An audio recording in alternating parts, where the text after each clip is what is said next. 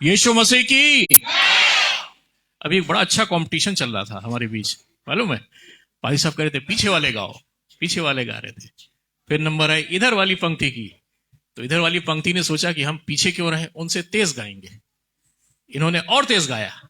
फिर बारी आई इधर वाली पंक्ति की, तो इधर की पंक्ति में जिसमें मैं भी था, ये सोचा कि इनसे भी तेज हम लोग गाएंगे, हम लोग और तेज गाए। ऐसा हुआ था। कलाम भी तो यही कहता है, परमेश्वर का वचन भी तो यही कहता है। क्या कहता है? विश्वास में एक दूसरे से बढ़ चढ़ के आगे बढ़ते चले जाओ। हम यदि बात करें तो इस बात की बात करें कि हमारा विश्वास इससे बड़ा हो। यदि हम बात करें तो इस बात की बात करें, अगर ये आधे घंटे प्रार्थना करता है, प्रभु के पास रहता है, तो मैं 1 घंटे रहूं। हम इस बात की बात करें कि हमने दरिद्रों के लिए क्या किया, कंगालों के लिए क्या किया, बेसहाराओं के लिए क्या किया, किन के लिए हमने प्रार्थना की। इस बात की बात करें कि अगर ये 5 लोगों के लिए प्रार्थना कर रहा है तो मैं 10 लोगों के लिए प्रार्थना करूं। Praise the Lord. कलाम कहता है कि विश्वास में आगे बढ़ते चले जाओ। और ये विश्वास, इसका आधार क्या है, इसकी नींव क्या है? उपवास। आपको मालूम है, ये एक ऐसा इंस्ट्रूमेंट है, एक ऐसा यंत्र है जो खुदावन ने हमारे और आपके हाथों में दिया है। इसकी व्याख्या हम लोग थोड़ा और अभी आगे चल के विस्तृत रूप से देखेंगे, और हम आज इसी पे बात करेंगे। आइए अपनी आंखों को बंद करें और अपने हृदय को परमेश्वर की ओर केंद्रित करें। सर्वशक्तिमान पिता परमेश्वर, हमारे मन का ध्यान और हमारे होठों के वचन आपको ग्रहण योग्य हो। हे हमारे प्रभु, हे हमारे परमेश्वर, आमीन।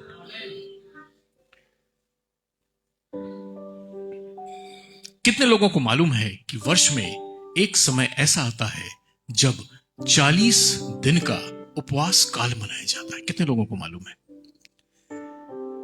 ये उपवास काल वर्ष में 40 दिन का मनाया जाता है, जो कि आने वाले 22 फरवरी से शुरू होने वाला है। ये उपवास काल हमारी जिंदगी के लिए, हमारी आत्मिक जिंदगी के लिए, हमारी प्राकृतिक जिंदगी के लिए बहुत ज्यादा महत्वपूर्ण होता है। अक्सर हम देखते हैं हमारे मसीही भाई लोग, जो विश्वासी भाई लोग हैं, जो मसीह के पीछे चलने वाले लोग हैं, वो उपवास को या उपवास की बातों को बहुत हल्के में लेते हैं, उपवास के महत्व को बहुत हल्के में लेते हैं। लेकिन बाइबल इसके बारे में बहुत कुछ अलग बताती है, और इस बात को बताती है कि उपवास का महत्व हमारे लिए क्या है और हमें क्यों जरूरत है इन उपवासों को रखने की। आइए हम लोग सीधे अपने मुद्दे पे आते हैं, पॉइंट पे आते हैं। उपवास आज का टॉपिक है। उपवास आने वाले 22 फरवरी से जब हमारा उपवास काल शुरू होगा, तो इसके लिए हम आपको तैयार करना चाहते हैं, मानसिक रूप से भी और शारीरिक रूप से भी। आज का वचन 2 भाग में आपके सामने प्रस्तुत किया जाएगा। आधा भाग आज इतवार को और इसका अगला भाग अगले इतवार को, क्योंकि ये टॉपिक इतना बड़ा है कि इसको एक संडे में लेना संभव नहीं था। उपवास, जो कि बाइबल में एक बहुत जरूरी चीज या जरूरी टॉपिक के रूप में दर्शाया गया है, इसके महत्व को हम लोग आज समझने का प्रयास करेंगे। और आगे के करीब 25-30 मिनट मैं आपको इसकी गहराइयों में ले चलूंगा, और प्लीज आप अपने दिमाग को, अपने शरीर को, अपने सोच को पूरी तरह से केंद्रित करिएगा, क्योंकि आज का वचन यदि आपके समझ में आ गया तो मैं यहां से दावे के साथ कह सकता हूं, आपकी आगे की जो लाइफ है, स्पिरिचुअल लाइफ और फिजिकल लाइफ, दोनों चेंज हो जाएगी। खुदा अपने वचन को, अपनी बातों को आपके सामने हमारे माध्यम से रखने जा रहा है। इसको बहुत ध्यान से और बहुत केंद्रित होकर सुनिएगा। उपवास, ये जो वर्ड है, सबसे पहली चीज, ये उपवास है क्या? व्हाट इज दिस उपवास? उपवास जो एक वर्ड है, छोटा सा वर्ड है उपवास, जिसको इंग्लिश में लेंट बोलते हैं और हिंदी में उपवास बोलते हैं। इसकी मैं एटोमोलॉजी के बारे में जब पढ़ रहा था, यानी कि ये वर्ड का जन्म कैसे हुआ, इसके बारे में जब मैं पढ़ रहा था तो बहुत खूबसूरत बात सामने आई। उपवास, यदि हम इसको हिंदी में देखें तो इसकी एटोमोलॉजी बताती है कि ये दो वर्ड से मिलके बना हुआ है, दो शब्दों से। पहला वर्ड है उप। उप का मतलब होता है ऊपर, ऊपरी चीजों को उप से बोलते हैं। और वास मतलब रहना, यानी कि इसको अगर हम शाब्दिक अर्थ में देखें तो ऊपरी स्थानों में रहना, उपवास। यानी जब हम उपवास काल में होते हैं, जब वास्तव में परमेश्वर के दिए हुए इंस्ट्रक्शंस के हिसाब से उस उपवास काल में होते हैं, तो मालूम हम कहां रहते हैं? हम परमेश्वर के साथ उसके ऊपरी स्थानों में निवास करने के अधिकारी हो जाते हैं। हालेलुया। इंग्लिश में इस वर्ड को अगर देखें तो ये वर्ड पुरानी इंग्लिश के वर्ड लेंटन से लिया गया है, LENTEN, लेंटन, और जिसको हम बोलते हैं लेंट पीरियड। आज के संदर्भ में इसको हम लेंट पीरियड बोलते हैं। और इस शब्द का अर्थ होता है वसंत ऋतु के लंबे दिन। अभी कौन सी ऋतु चल रही है? वसंत ऋतु चल रही है। इस ऋतु की खासियत क्या होती है मालूम आपको? वसंत ऋतु की खासियत क्या होती है? बड़े सुंदर सुंदर फूल दिखाई देंगे। आप पेड़ों को देखें, पौधों को देखें, आपको मालूम है जितनी पुरानी चीजें हैं, जितने पुराने पत्ते हैं, सब कुछ जा चुके होते हैं और नया सब कुछ आ चुका होता है। Hallelujah, hallelujah. खुदावन बड़ी खूबसूरती से अपनी बात को कहना चाहता है कि पुराना सब कुछ, अभी पारी साहब गा रहे थे, पुराना सब कुछ जाता रहा, पुराना सब कुछ जाता रहा। ये उपवास का पीरियड हमें मालूम है वसंत ऋतु के समान अपने पुराने पत्तों को हटा करके एक नए विचार और एक नई विचारधारा में जन्म लेने का अवसर देता है। यह है उपवास वर्ड की एटोमोलॉजी। यह है इस बात का अर्थ जो खुदावन हमको और आपको समझाना चाहता है। कितने लोगों को समझ में आ रहा है? क्लियर? चलिए हम आगे चलते हैं। आज थोड़ा सा मैं आपको एक टीचर की तरह पढ़ाऊंगा। उपवास का जो शाब्दिक अर्थ था वो मैंने आपको बताया, और वास्तव में उपवास हमारे मसीही जीवन में क्या रोल अदा करता है, क्या बात है उसकी हमारे मसीही जीवन में, इसको बड़ी खूबसूरती से बताया गया है समोपदेशक 4:12। आज मैं रेफरेंसेस थोड़े से आपसे निकलवाऊंगा। समोपदेशक 4:12, जल्दी से कोई निकाले, जरा इसको पढ़े। समोपदेशक 4:12 में देखिए क्या लिखा हुआ है।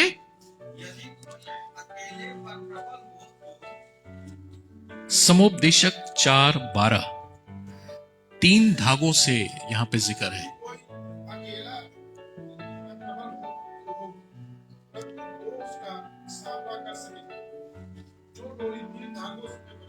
यस, वो जल्दी नहीं ढूंढती।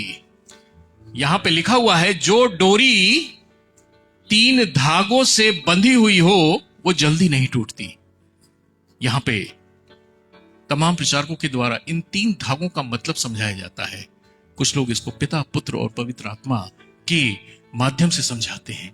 कुछ लोग इसको पति, पत्नी और वचन के माध्यम से समझाते हैं। लेकिन यहां पे जो इन 3 धागों की बात की गई है, मालूम है आज जिस रेफरेंस में हम इस बात को कर रहे हैं, 3 धागों से बंधी हुई डोरी जो है वो जल्दी नहीं टूटती। ये 3 धागे क्या है मालूम? प्रार्थना, वचन, उपवास। Praise the Lord. प्रार्थना, वचन और उपवास। अभी राम मुजरत भाई इस पे थोड़ा प्रकाश डाल रहे थे। प्रार्थना, वचन, उपवास, ये 3 धागों से बंधी हुई डोरी है जो मसीही जीवन को एक नए आयाम पे ले जाती है, एक विश्वास के नए स्तर पे ले जाती है। Praise the Lord. इसमें एक भी चीज अगर कहीं गड़बड़ हो रही है तो यकीन जानिए हमारा विश्वास कहीं ना कहीं कमजोर पड़ जाएगा। प्रार्थना, वचन, उपवास। अब आपको समझ में आया उपवास मसीह जीवन के लिए क्यों जरूरी है। हम बहुत प्रार्थना करते हैं, हम बहुत वचन पढ़ते हैं, लेकिन अगर हमारी प्रार्थनाएं उपवास के साथ नहीं है तो यकीन जानिए हमारा विश्वास उस लेवल तक नहीं पहुंच पाएगा जहां खुदावन ले जाना चाहता है। आमीन। उपवास हमें प्रार्थना के द्वारा विश्वास के एक नए वॉल्यूम पे ले जाता है, एक नए हॉराइजन पे ले जाता है, एक नए क्षितिज पे ले जाता है जो खुदावन हमसे और आपसे चाहता है। प्लीज इसको एकदम कंसंट्रेट होकर सुनिएगा, मैं बहुत गहराई में आपको ले चलने वाला हूं। उपवास हमें एक नई ऊंचाइयों को देना चाहता है। उपवास हमें एक नए आयाम पे, एक नए विजन को ले जाना चाहता है। लेकिन वो तभी सक्सेसफुल है जब प्रार्थना और वचन के साथ हमारा उपवास परमेश्वर के सामने प्रस्तुत किया जाए। परमेश्वर इससे खुश होता है और कहता है कि 3 धागों से बंधी हुई डोरी नहीं टूट सकती। ये एक ऐसा विश्वास होगा जो कभी टूट नहीं सकता, और जो विश्वास टूट नहीं सकता वही विश्वास फलवंत होता है। वही विश्वास फलवंत होता है। लड़का ही होगा, लड़का ही होगा, इफ एंड बट कुछ है ही नहीं, और विश्वास फलवंत हुआ। 3 धागों से बंधी हुई डोरी है जिसमें जो सबसे एक इंपॉर्टेंट फैक्टर है वो उपवास भी है।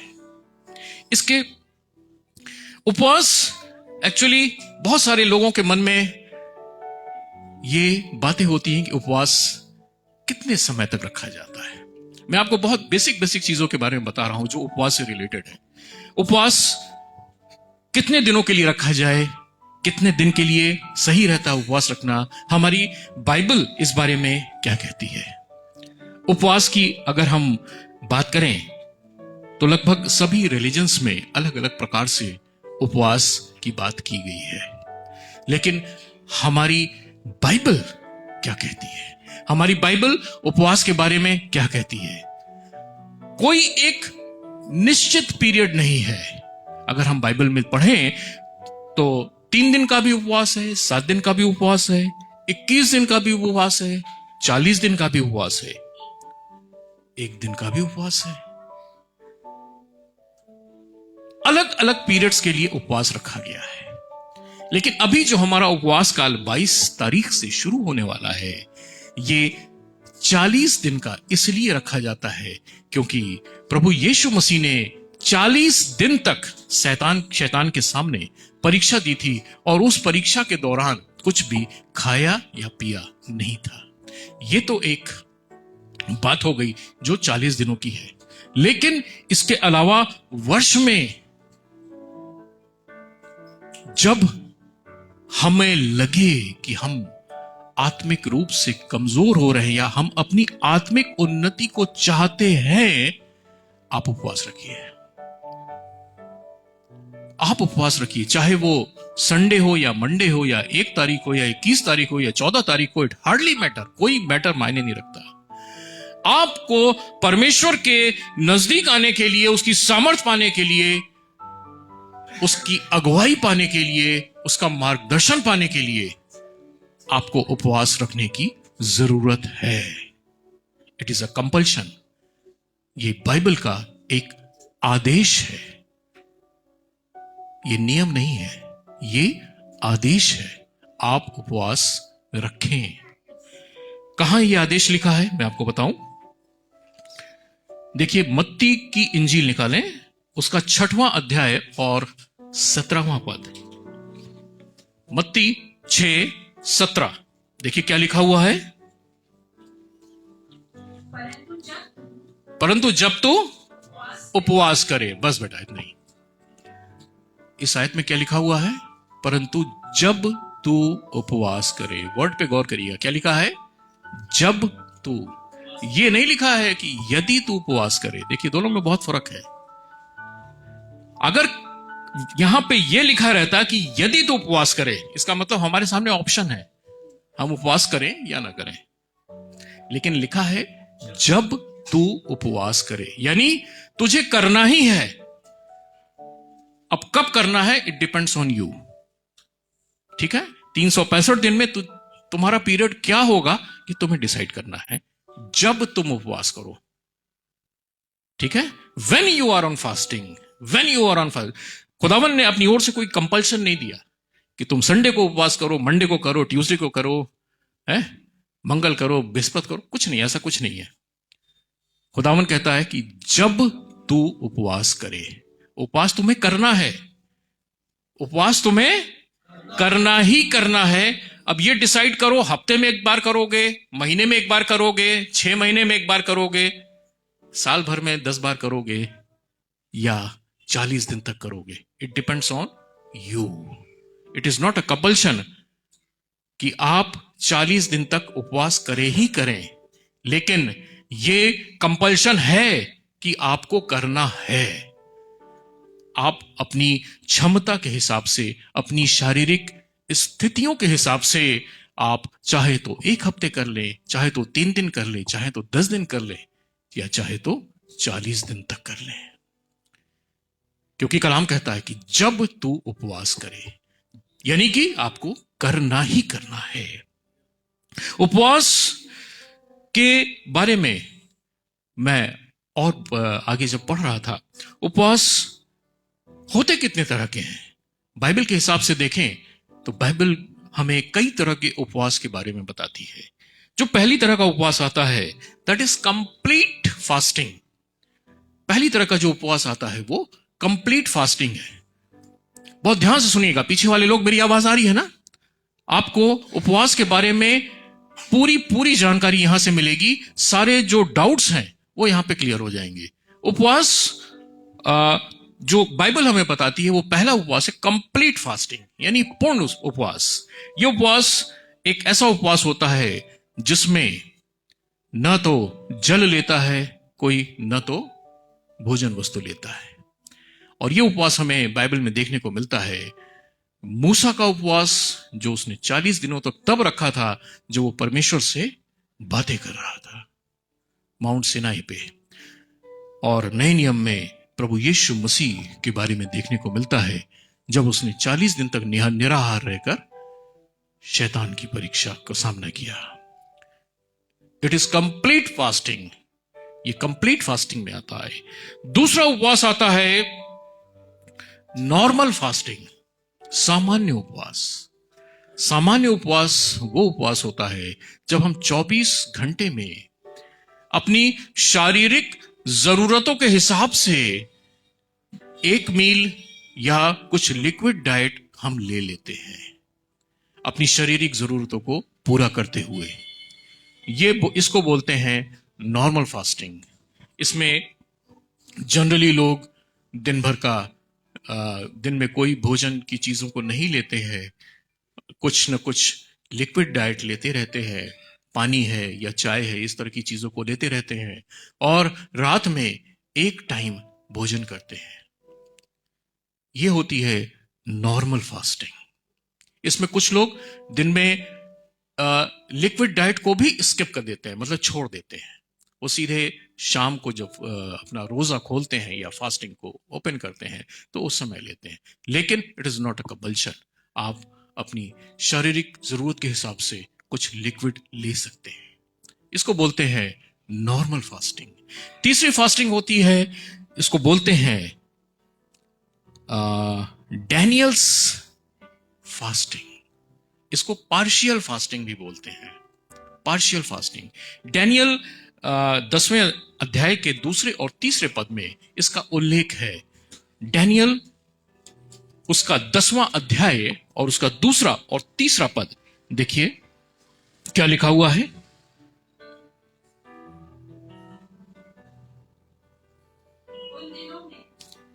यस, डैनियल 3 सप्ताह तक शोक करता रहा।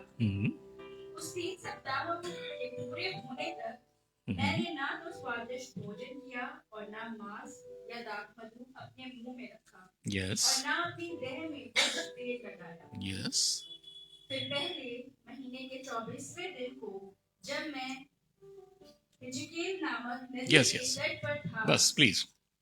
यहां पे देखिए डैनियल ने किस तरह की फास्टिंग रखी।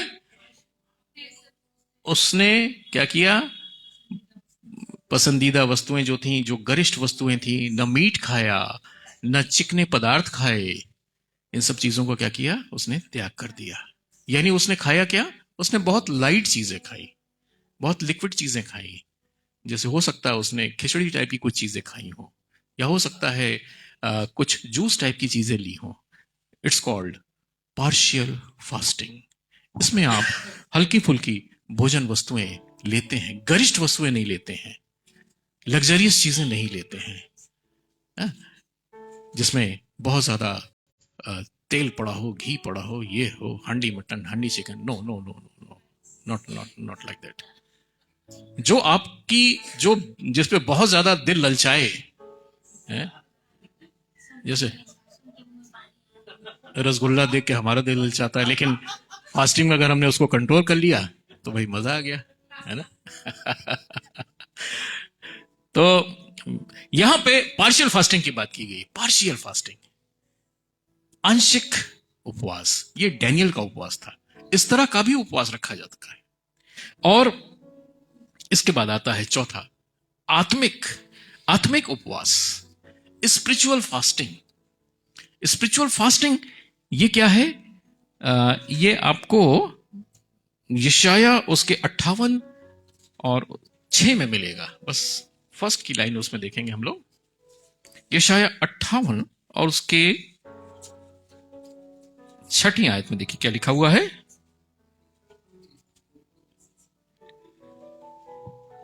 जिस उपवास से मैं प्रसन्न होता हूँ, यस क्या ये नहीं कि अन्याय से बनाए हुए दासों,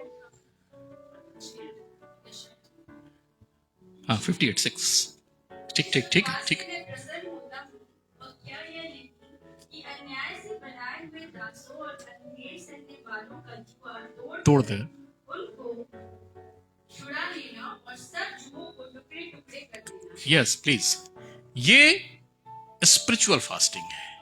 इसमें क्या है, हम अपने सारे बंधनों को तोड़कर खुदावन के करीब लाते हैं। किसको, अपनी आत्मा को, अपने स्पिरिट को। इस पे और व्याख्या हम लोग बाद में करेंगे। और एक और तरह का उपवास होता है लास्ट, जिसको बोलते हैं दिखावे का उपवास। मालूम आपको, इसके बारे में बाइबल में बताया गया है। आप निकालें मत्ती 6 उसका 16वां पद, देखिए क्या लिखा हुआ है। मत्ती 6:16 में क्या लिखा हुआ है।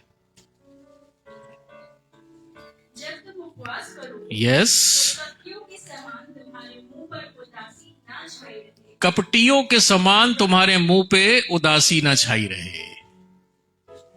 और क्या लिखा है बेटा, क्योंकि वे अपना मुंह बनाए रहते हैं, वे अपना क्या करते हैं, क्या है, उपवास। अभी मेरे ऑफिस में एक मैडम है, वो एक पर्टिकुलर डेज में उपवास रखती है, अन्य जाति से हैं। वो सवेरे आई लगभग 10:30 पौने 11 बजे, तो बड़ा ऐसे सिर झुका के बैठी हुई थी। तो दूसरी मैडम ने पूछा, दीदी आज उपवास है क्या। हाँ, बड़ा कमजोरी लग रहा है। अच्छा अच्छा रुकिए, सिंघाड़े का मैं ये बना के लाई हूं, ये खा लीजिए, थोड़ा कमजोरी दूर हो जाएगी। बाइबल क्या कहती है, दिखावे का उपवास। किसके लिए आप उपवास रख रहे हैं, दुनिया के लिए या परमेश्वर के लिए। आप किसके लिए उपवास रख रहे हैं, ये आपको तय करना है। कलाम कहता है कि बहुत से लोग दिखावे का उपवास करते हैं। खुदावन के समय में जो फरीसी समुदाय था, वो इस तरह का उपवास रखा करता था। वो चिल्लाते थे, खूब अपना नगाड़ा पीटते थे, लोगों में इस बात की मनादी करवाते थे कि मैं उपवास पे हूं। कलाम कहता है दिखावे का उपवास खुदा को पसंद नहीं आता है। उपवास वर्ड, इस पे मैं थोड़ा मेडिटेट कर रहा था। उपवास, खुदावन ने क्यों हमको उपवास रखने को कहा। एक बड़ा खूबसूरत विजन खुदा ने हमें दिया, बड़ा खूबसूरत रिवल्यूशन दर्शन खुदा ने इस वर्ड पे हमें दिया कि उपवास हमें क्यों रखना चाहिए, होता क्या है उपवास रखने से, खुदा हमें क्या बताना चाहता है कि हम उपवास रखें तो क्या होता है। देखिए, उपवास का मतलब क्या है, इसको हम लोगों ने देखा। और उपवास जब हम रखते हैं, उपवास जब हम रखते हैं, इस चीज को बड़े ध्यान से समझिएगा जो मैं आपको बताने जा रहा हूं। तो होता क्या है, जनरली हम खाने पीने की चीजों को बंद कर देते हैं एक पर्टिकुलर समय के लिए, ठीक है। एक निश्चित समय के लिए हम भोजन या इन चीजों से दूर हो जाते हैं। ये भोजन की चीजें आती कहां से हैं? अनाज से। अनाज उगता कहां है? धरती पे। धरती परमेश्वर की निगाह में क्या है? श्रापित है। Earth is cursed in the view of our lord. धरती, या हम और उसको सीधे रूप से समझे तो अशुद्ध है। धरती अशुद्ध है परमेश्वर की निगाह में। कब से अशुद्ध है? जब से शैतान को पृथ्वी पर फेंका गया था। कब से अशुद्ध है? जब से पृथ्वी पे पहला मर्डर हुआ था, कैन और हाबिल की घटना याद होगी। इसके बाद से लगातार पृथ्वी क्या हुई? अशुद्ध होती चली गई। खुदावन ने आदम से कहा कि तू अपने लिए पसीने की कमाई खाएगा और ये पृथ्वी तेरे लिए ऊंट कटारे उगाएगी। क्यों? क्योंकि पृथ्वी अशुद्ध है, श्रापित है। उपवास जब हम रखते हैं तो इन अनाजों के हम परहेज करते हैं, यानी उन चीजों से जो परमेश्वर की निगाह में अशुद्ध हो चुकी हैं, उनसे हम क्या करते हैं? परहेज करते हैं। वर्ल्डली चीजों से परहेज करते हैं, दुनियावी चीजों से परहेज करते हैं। और जब हम इन दुनियावी चीजों से परहेज कर लेते हैं, उनसे एक किनारा कर लेते हैं, उनसे अपने दिल को दूर कर लेते हैं, तो खुदावन करता क्या है? हमें एक नए भोजन की ओर ले चलता है, और वो क्या है? आत्मिक भोजन। Praise the Lord. खुदावन हमें उपवास के माध्यम से उस रोटी की ओर ले जाना चाहता है जो दुनियावी नहीं है बल्कि स्वर्गीय है। Praise the Lord. खुदावन हमें और आपको वो रोटी देना चाहता है। वो चाहता है, वो इस चीज को समझाना चाहता है खुदावन कि दुनियावी रोटी से जब तुम दूर होगे तब खुदावन की रोटी तुम्हारे पास आएगी। खुदावन की जो बातें हैं वो तुम्हारी समझ में आएंगी। खुदावन की सामर्थ तुम्हारे अंदर काम करेगी। खुदावन उपवास काल में हमको इन बातों को समझने और इनके अर्थों में जाने का एक अवसर देता है। उपवास काल से रिलेटेड कुछ बड़े इंटरेस्टिंग क्वेश्चंस हैं जिनके बारे में मैं आपसे बात करना चाहता हूं कि उपवास का अर्थ क्या होता है, जिसको मैंने आपको बताया। उपवास क्यों रखना चाहिए? दूसरा क्वेश्चन है क्यों रखना चाहिए? व्हाई? उपवास क्यों रखना चाहिए? देखिए, इसका उत्तर हमें मत्ती की इंजील उसके 9वें अध्याय के 13वें पद में मिलता है। देखिए 9:15 में, सॉरी, मत्ती 9:15 में देखिए क्या लिखा हुआ है। यीशु ने उससे कहा, क्या बराती जब उनके साथ है शोक कर सकते हैं? यस, पर वे दिन आएंगे जब दुल्हा उनसे अलग किया जाएगा। पर वे दिन आएंगे जब दूल्हा उनसे अलग किया जाएगा, उस समय वे उपवास करेंगे। उस समय वे उपवास करेंगे। उपवास क्यों? वाई उपवास? खुदावन ने बहुत साफ तौर पे बताया। यहां पे हुआ ये कि यूहन्ना के चेले जो थे वो आके यीशु मसीह से पूछने लगे कि फरीसी तो उपवास रखते हैं लेकिन तेरे चेले उपवास नहीं रखते। इस चीज को क्लेरिफाई करते हुए खुदावन यीशु मसीह ने कहा कि जब तक दूल्हा इनके साथ है इनको उपवास की कोई जरूरत नहीं, लेकिन वो दिन आएगा जब दूल्हा अलग किया जाएगा, तब तुम उपवास रखना। आज दूल्हा हमसे अलग है, इसलिए हमें उपवास की जरूरत है, इसलिए हमें उपवास रखना जरूरी है।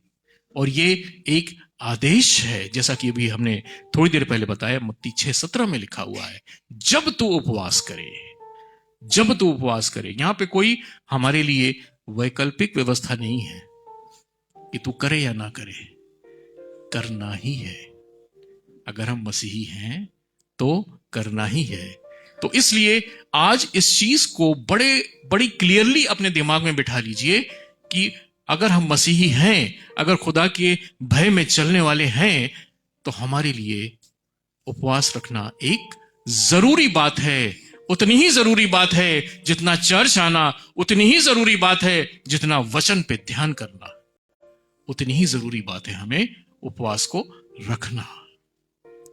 हम लोग अक्सर उपवास को बहुत लाइटली ले लेते हैं, हम बहुत हल्के में लेते हैं कि अरे यार उपवास रखो ना रखो कोई फर्क नहीं पड़ता है। हम 40 दिनों के महत्व को भी बहुत लाइटली रख लेते हैं। अरे कोई बात नहीं, नहीं रखा कोई बात नहीं, नहीं रखा चलो चलता है, कोई प्रॉब्लम नहीं। लेकिन खुदावन का वचन हमें समझाता है कि नहीं, उपवास रखना जरूरी है, क्योंकि यह खुदावन का आदेश है, इसलिए हमें इसे फॉलो करना है। तीसरा क्वेश्चन आता है कि कलीसिया में किस तरह के उपवास रखे जाते हैं। कलीसिया में उपवास किस तरह के रखे जाते हैं, थोड़ा सा इसके बारे में बताएं तो पहली शताब्दी में जब कलीसिया निर्मित हो रही थी, चर्चेस अपना रूप ले रहे थे, तो उस समय जो उपवास का जो चलन था या उपवास की जो प्रकृति थी वो इस तरह की थी कि वो उपवास के सहित प्रार्थना करते थे और मार्गदर्शन लिया करते थे। जो हमारे प्रेरित थे वो उपवास सहित प्रार्थना किया करते थे और मार्गदर्शन लेते थे खुदावन से। हर अपने निर्णय को वो उपवास की प्रार्थना के साथ प्रस्तुत किया करते थे। आप देखिए, हम निकालेंगे प्रेरितों के काम, उसका 14वां अध्याय और उसका 23वां पद। देखिए क्या लिखा हुआ है। और इसके बाद एक और रेफरेंस है प्रेरित में ही 13:2। ये दोनों को हम लोग बारी बारी पढ़ेंगे। क्या लिखा हुआ है 14:23 में? देखिए क्या लिखा हुआ है। और उन्होंने हर एक कलीसिया में यस उनके लिए प्राचीन ठहराए, यस उपवास सहित प्रार्थना करके उन्हें प्रभु के हाथ में सौंपा, और उपवास सहित प्रार्थना करके उन्हें जिस पर उन्होंने विश्वास किया था। यहां पे ये कलीसिया जो करती थी वो उपवास की प्रार्थना के साथ करती थी। और 13:2 में देखिए, ये कलीसिया जो दिशा निर्देशन लेती थी वो भी खुदा से उपवास की प्रार्थना के साथ दिया करती थी। देखिए क्या लिखा हुआ है। जब वे उपवास सहित प्रभु की उपासना कर रहे थे, यस पवित्र आत्मा ने कहा, मेरे लिए बरनबास और शाऊल को उस काम के लिए अलग करो जिसके लिए मैंने उन्हें बुलाया है। यस जब वो उपवास सहित प्रार्थना कर रहे थे तो पवित्र आत्मा ने क्या किया, उनको मार्गदर्शन किया। तब उनको डायरेक्ट किया कि तुम ऐसा करो। तब उन्होंने पवित्र आत्मा की आवाज को सुना और किया।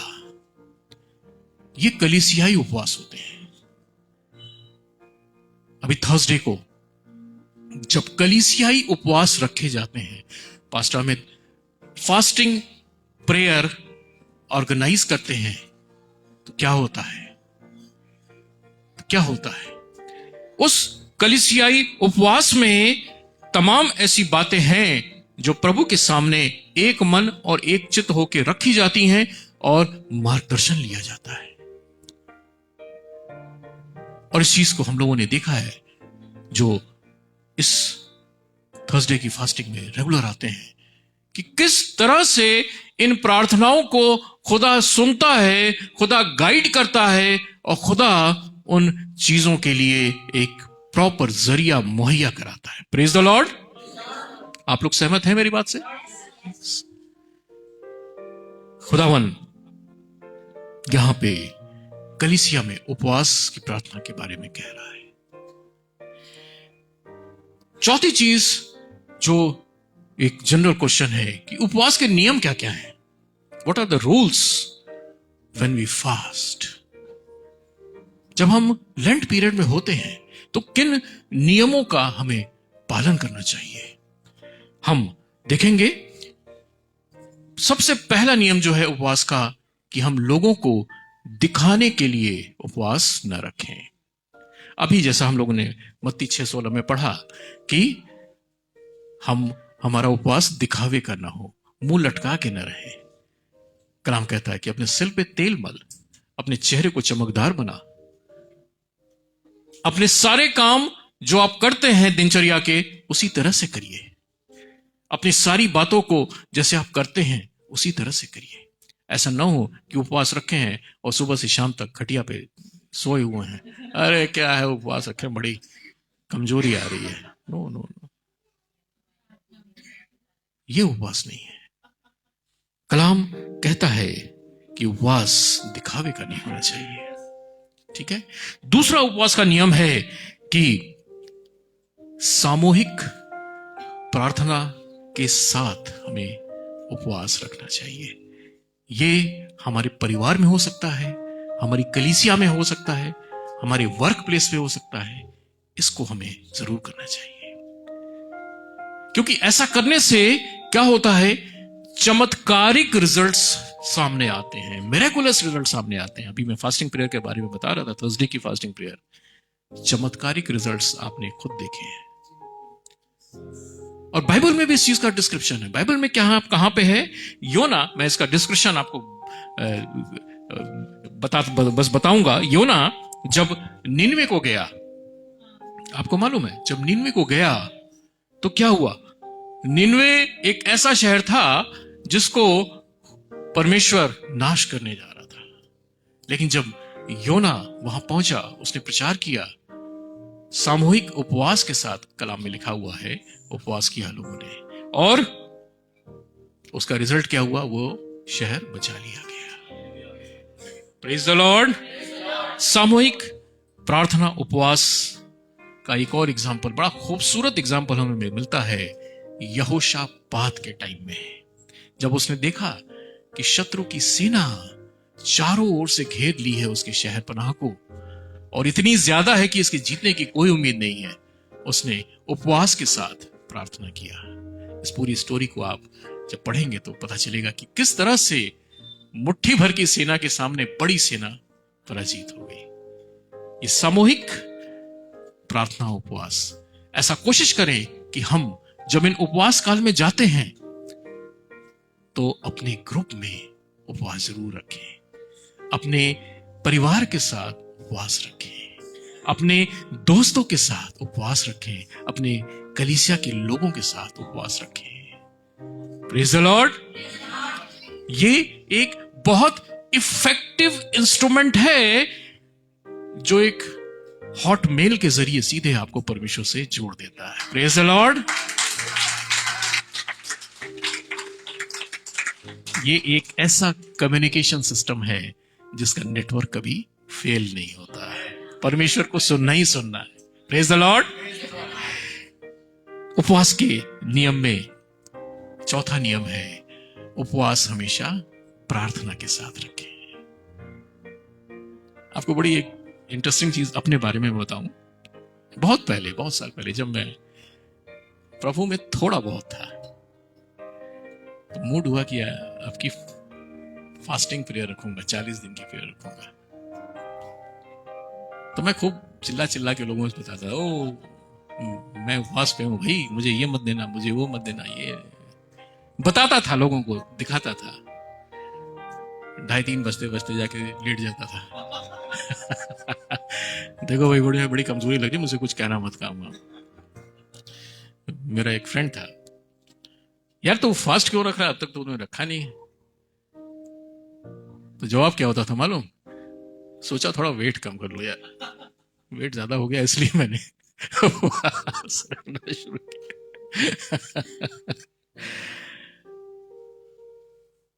कितनी गलत धारणा है, कितनी गलत बात है कि हम उपवास को बड़े हल्के में ले लेते हैं। कलाम कहता है उपवास और प्रार्थना एक दूसरे के कॉम्प्लीमेंट्री हैं। ये ठीक उसी तरह है जैसे शरीर और आत्मा। अगर शरीर से आत्मा निकल जाए तो शरीर की कोई वैल्यू है क्या? अगर हमारे उपवास से प्रार्थना निकल जाए तो उस उपवास की कोई वैल्यू नहीं है। वो सिर्फ आपके वेट कम करने का एक साधन हो सकता है, नथिंग एल्स, कुछ नहीं। उपवास और प्रार्थना एक दूसरे के कॉम्प्लीमेंट्री है। हम जब उपवास के साथ प्रार्थना में जाते हैं तो परमेश्वर खुश होता है। परमेश्वर को यह भाता है कि उपवास और प्रार्थना के साथ उसकी आराधना और स्तुति की जाती है। देखिए लूका की इंजील, बेटा निकालना, उसका 2:37 में क्या लिखा हुआ है इसके बारे में। लूका 2:37 में क्या लिखा हुआ है?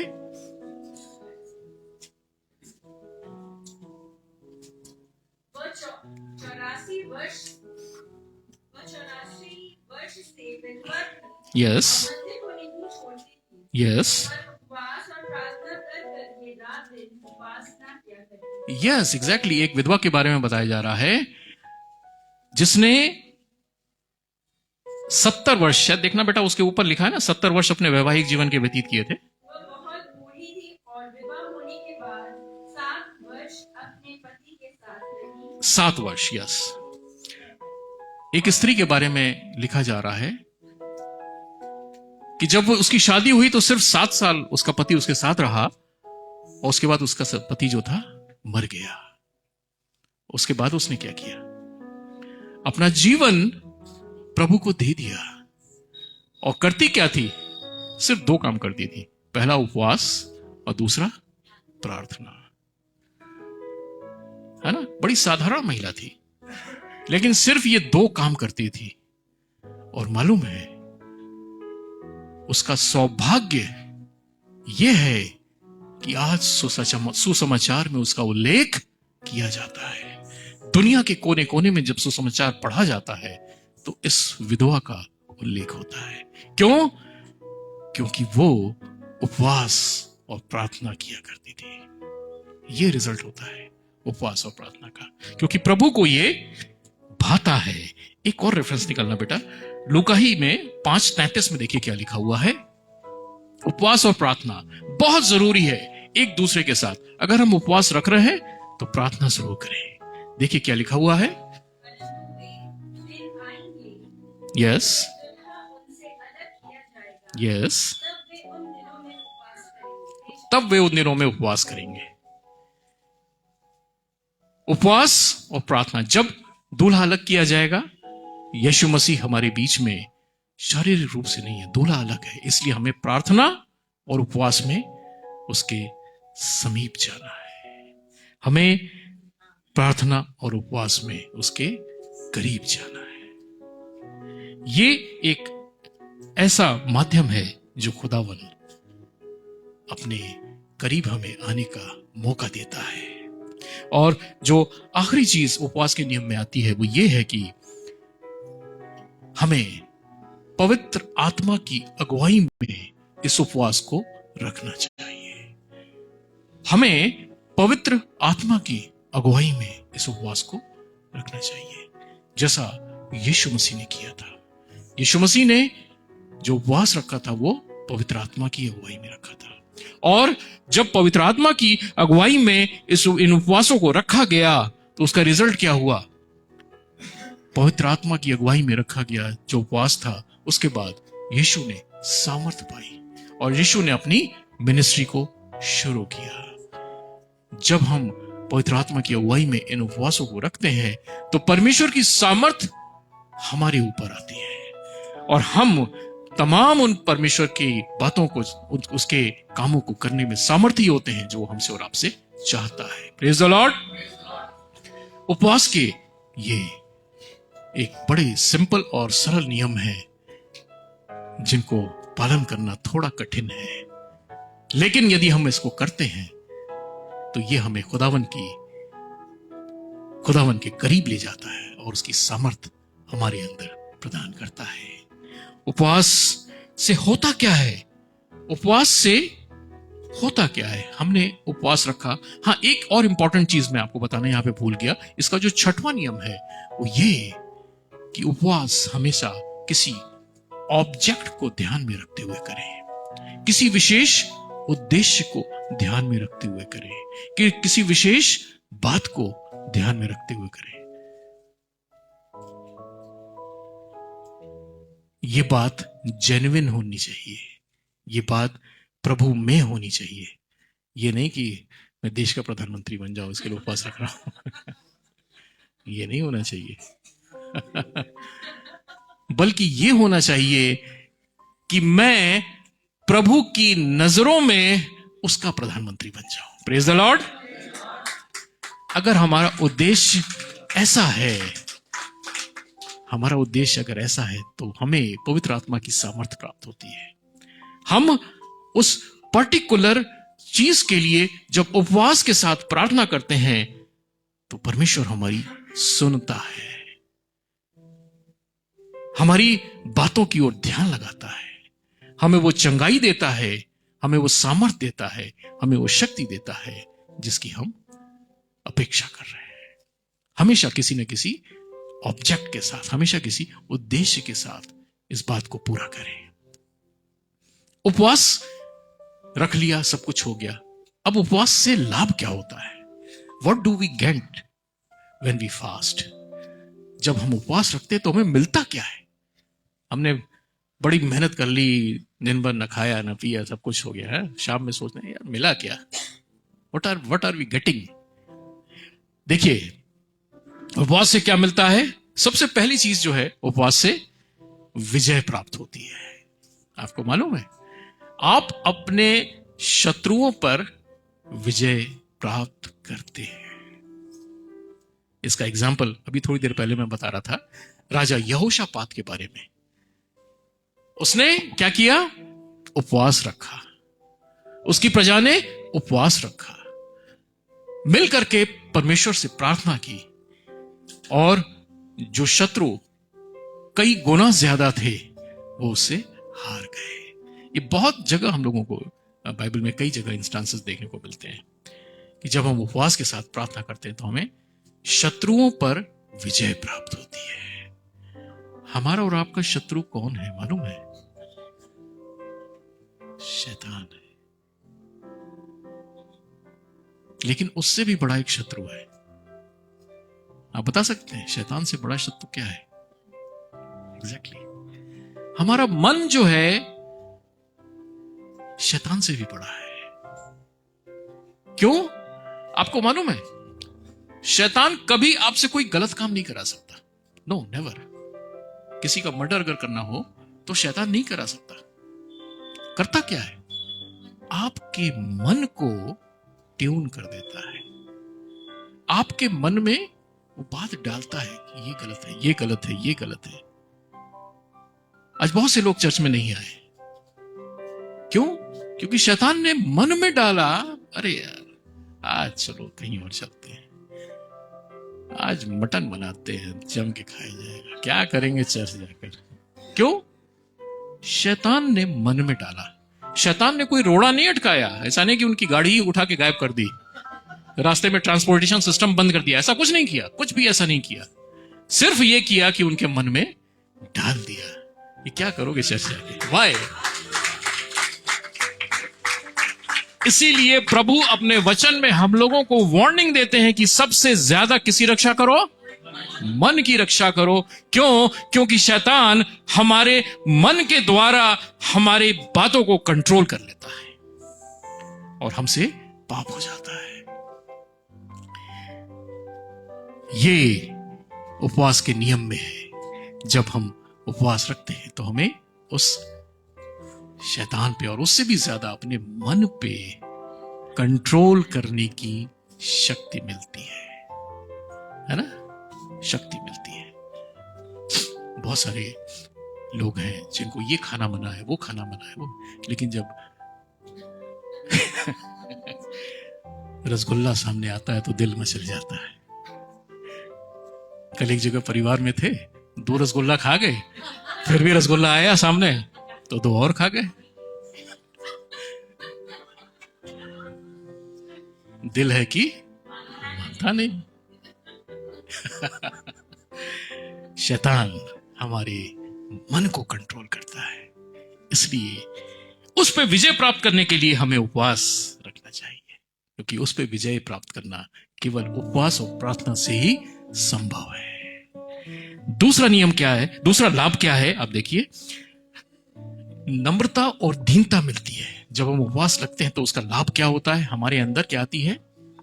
नम्रता आती है और दीनता आती है। आपको मालूम है, राजा आहाब की स्टोरी आप पढ़िएगा घर जाकर के।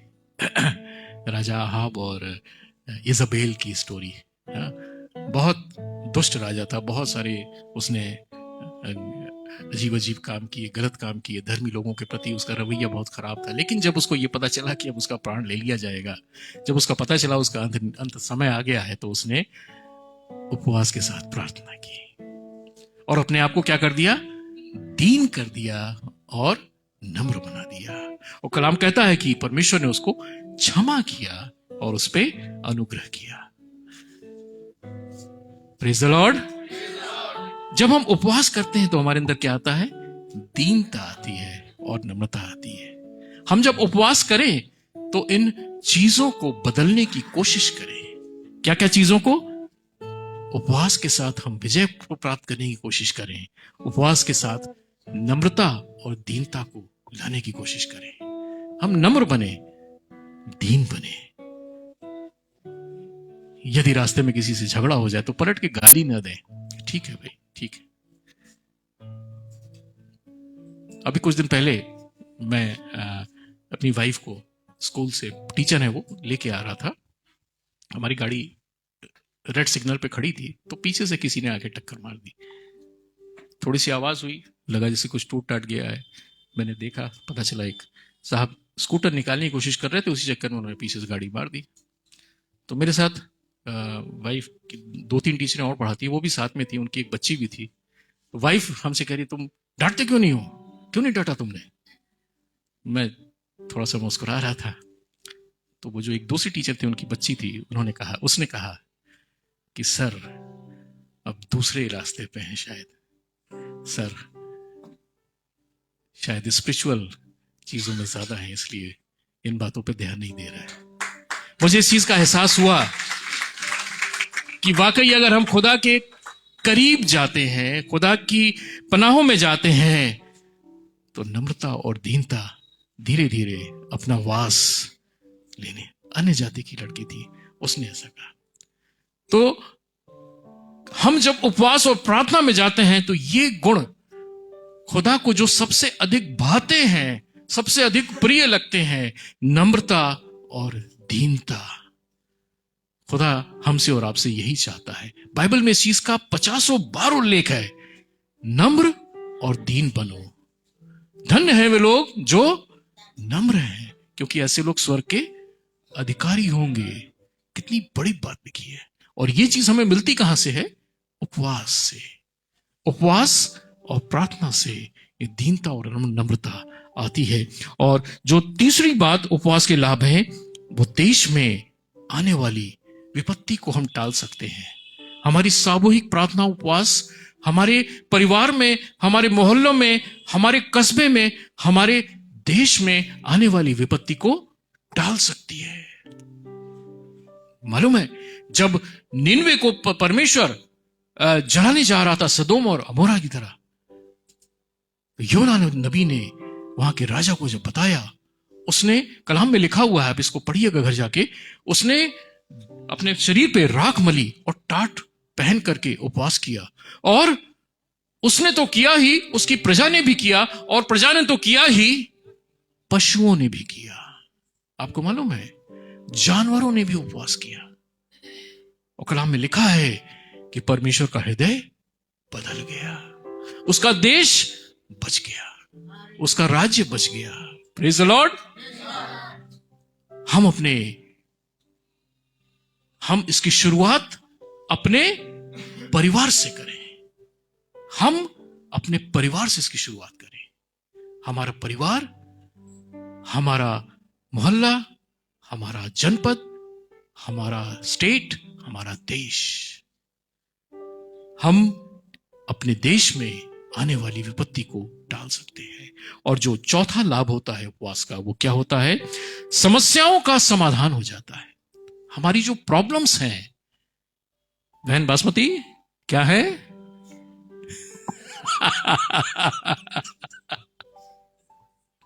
शैतान चुरा ले जाएगा। समस्याओं का क्या हो जाता है? समाधान हो जाता है। क्या हो जाता है? किस चीज का? समस्याओं का समाधान हो जाता है। आपको मालूम है, नहमिया जब सुना कि इजराइल की दशा कैसी हो गई है, उसके लोग बंधुआई में चले गए हैं, शहर पनाह को उजाड़ दिया गया है, पूरे शहर में आग लग गई है, तो उसने राजा के सामने उपवास और प्रार्थना के साथ अपने निवेदन को रखा। वो राजा जो गैर जातीय था, उसने उस उपवास और प्रार्थना के महत्व को समझा और क्या किया? नहमिया को आदेश दिया कि जा तू अपने मंदिर को बनवा ले। नहमिया ने एक समस्या राजा के सामने रखी और खुदावन की हुजूरी में उस समस्या का समाधान निकल आया। हमारे बच्चे अगर बिगड़ रहे हैं, हमारे रिश्तों में कहीं अगर दरार है, हम यदि आर्थिक रूप से कमजोर होते चले जा रहे हैं, हमारी शारीरिक प्रॉब्लम यदि दूर नहीं हो रही है, हमारा पड़ोसी लगातार हमसे यदि झगड़ा कर रहा है, हमें अपने वर्क प्लेस पे यदि उन्नति नहीं मिल रही है, हमें यदि रोजगार नहीं मिल रहा है, हम अपनी समस्याओं को उपवास और प्रार्थना के साथ परमेश्वर के सामने रखें और परमेश्वर इस बात की गारंटी है कि उसको पूरा करेगा। आमीन।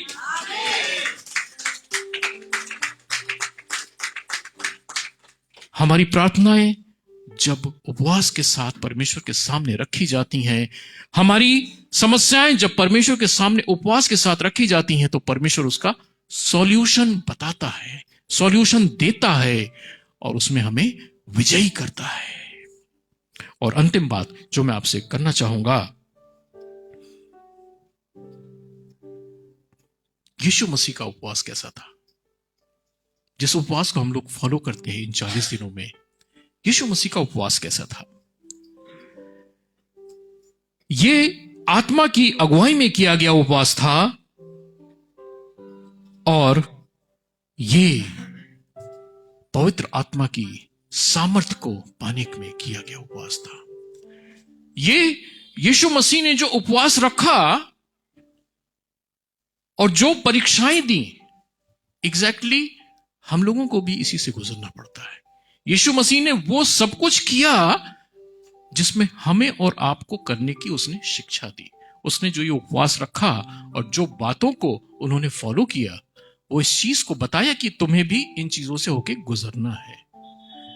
उपवास के दौरान वो किन चीजों से होके गुजरे थे मालूम है आपको? 3 तरह की परीक्षाएं उनके सामने आई थी। ठीक है, परीक्षाएं क्या थी? मन की अभिलाषा, शरीर की अभिलाषा, आंखों की अभिलाषा। Gold, glory and girl. मन की अभिलाषा, शरीर की अभिलाषा, आंखों की अभिलाषा। ये 3 परीक्षाएं उनके सामने आई थी। शैतान ने संसार का वैभव दिखा के कहा कि तू उसे ले सकता है। शैतान ने कहा कि तू अपने आप को गिरा दे और स्वर्गदूतों से कहे कि वो तुझे हाथों हाथ उठा लेंगे। तो इन पत्थरों से कह दे कि ये रोटी बन जाए। आंखों की अभिलाषा, शरीर की अभिलाषा और मन की अभिलाषा, ये 3 फैक्टर्स हैं जिसमें आदम को भी गुजरना पड़ा, जिसमें यीशु मसीह को भी गुजरना पड़ा, और इन्हीं 3 फैक्टर्स से हमें और आपको भी गुजरना है। यदि हम अपनी आंखों पे कंट्रोल कर लेते हैं, आंखों की अभिलाषा पे कंट्रोल कर लेते हैं। अभी कोई बच्चा पढ़ रहा था, शरीर का दिया तेरी आंख है। यदि हम अपनी आंखों पे कंट्रोल कर लेते हैं तो हमारा शरीर कैसा होगा? उजियाला हो जाएगा। यदि हम अपने मन पे कंट्रोल कर लेते हैं, मन की अभिलाषाओं पे कंट्रोल कर लेते हैं, तो शैतान अपने किसी भी वार में सक्सेसफुल नहीं हो सकता। और यदि हम अपने शरीर पे कंट्रोल कर लेते हैं, तो यकीन जानिए खुदावन हमें उस मुकाम पे ले जाने के लिए तैयार रहेगा जिसको हमने और आपने सोचा भी नहीं होगा। Praise the Lord. ये हमारे असली शत्रु हैं, मन की अभिलाषा, शरीर की अभिलाषा और आंखों की अभिलाषा। क्योंकि जितने भी टाइप के व्यभिचार उत्पन्न हो सकते हैं वो इन तीनों चीजों से होते हैं। और ये उपवास काल हमें इन पर कंट्रोल करने की शक्ति देता है, कंट्रोल करने की समझ देता है, कंट्रोल करने के लिए हमें परमेश्वर की सामर्थ्य में मजबूत करता है। हम इन पे अगर हम मनुष्य के रूप में सोचें तो हम कभी इन चीजों पे कंट्रोल नहीं कर सकते, हम नहीं कर सकते। लेकिन यदि परमेश्वर की सामर्थ्य हमारे आपके साथ है, तभी हम इन चीजों को कंट्रोल कर सकते हैं। आमीन। और इसीलिए उपवास जरूरी है। इसीलिए कलाम उपवास रखने की बात को कंपलसरी रूप में कहता है कि आप उपवास रखें। और कैसा उपवास रखें, ये सारी चीजों को हमने विस्तार में बताया। खुदावन हम लोगों से चाहता है कि हम उपवास रखें। आज हम लोगों ने सीखा कि उपवास का मतलब क्या है। आज हम लोगों ने सीखा उपवास कितने तरह के होते हैं। आज हम लोगों ने सीखा उपवास का अर्थ क्या होता है। आज हम लोगों ने सीखा उपवास क्यों रखना चाहिए। आज हम लोगों ने सीखा कलीसिया में उपवास का मतलब क्या होता है। आज हम लोग ने सीखा कि उपवास के नियम क्या है। आज हम लोगों ने सीखा कि उपवास के लाभ क्या है। आज हम लोगों ने सीखा कि यीशु मसीह ने अपने उपवास के द्वारा हमें किस चीज की शिक्षा दी। यहां पे हम इस अध्याय को समाप्त करना चाहते हैं। इसके बाद हम ये सीखेंगे खुदावन किन किन तरह के उपवासों से, किन किन बातों से खुश होता है। और जब खुदावन खुश होता है तो इन उपवासों का रिजल्ट खुदावन की ओर से हमें क्या मिलता है, ये हम अगले पार्ट में इसको समझेंगे। खुदावन उपवास के इन गहराइयों को, जिसको हमारे माध्यम से आपको खुदावन ने बताने की कोशिश की है, खुदावन आप सबों को ऐसी अकल दे, समझ दे, तौफीक दे कि आप इन चीजों की गहराइयों को अपने जीवन के अंतिम समय तक पकड़े रहें, ताकि खुदावन जो बातें आपके जीवन से होते हुए देखना चाहता है वो वास्तव में दिखाई दे।